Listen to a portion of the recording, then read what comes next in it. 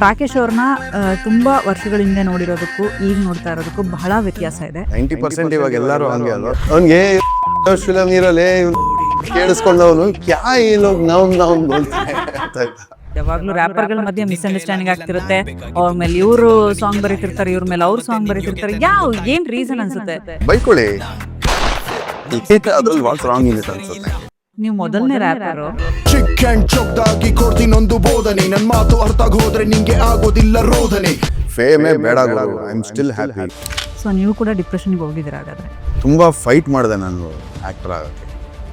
College ಡೇಸಲ್ಲಿ, school ಡೇಸಲ್ಲಿ ತುಂಬಾ ಫೈಟ್ ಮಾಡಿದೆ, ತುಂಬಾ ಜನದನ್ನ ಎದುರಾಕೊಂಡೆ. ನನಗೆ ಅನ್ಸಿದ್ದು, ಅಯ್ಯೋ ನಾನು ಎಷ್ಟು ನೆಗೆಟಿವ್ ಅನ್ಕೊಂಡಿದ್ದೆಲ್ಲ ಇವ್ರ ಬಗ್ಗೆ, ಎಷ್ಟು ಪಾಸಿಟಿವ್ ಆಗಿ ಪಾಸಿಟಿವ್ ವಿಚಾರಗಳನ್ನ ಹೇಳ್ತಾರಲ್ಲ. ನಾನು ತುಂಬಾ ಸ್ಟ್ರಾಂಗ್ ಆಗಿ ನಂಬೋದೇನು, ಈ ಗಳಿಗೆ ನಾನು ಏನ್ ಮಾಡ್ತಾ ಇದ್ದೀನಿ ಅದು ಡಿಫೈನ್ ಮಾಡುತ್ತೆ. ಗಾಂಜಾ ತಗೊಳ್ಳೋದು ಒಳ್ಳೇದಾ ಕೆಟ್ಟದ ರಾಕೇಶ್ ಅವ್ರ? ಸ್ಟಿಲ್ ಅಂದ್ರೆ ರಾಕೇಶ್ ಅವ್ರ ಗಾಂಜಾ ತಗೊಳ್ತಿದ್ರ? ಇವಾಗ ಹಂಗೆ ಇದಕ್ಕೆ ಈ ಕ್ವಶನ್ ನೀವು ಕೇಳೋದೇ ತಪ್ಪು ಅನ್ಸುತ್ತೆ ನನಗೆ. ಯಾಕಂದ್ರೆ this might get me arrested immediately.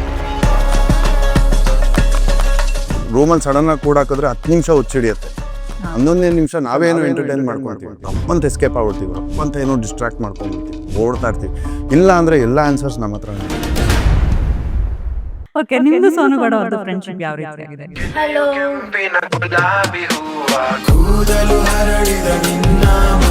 ಬೇರೆ ಯಾರಾಗಿದ್ರೆ ಡಿಪ್ರೆಷನ್ಗೆ ಹೋಗ್ಬಿಡ್ತಿದ್ರು, ಇಲ್ಲ ಊರ್ ಬಿಟ್ಟು ಹೋಗ್ತೀವಿ. ಅಂದ್ರೆ ಸೋನಿಂದ ಕಲಿಯೋದು ಇದೆ. Exactly. Hope most powerful energy ಅದು. ಒಂದ್ಸಲ ಕಳ್ಕೊಂಡ್ವಿ ಅಂದ್ರೆ ಗಾನ್ ಅನ್ಸುತ್ತೆ.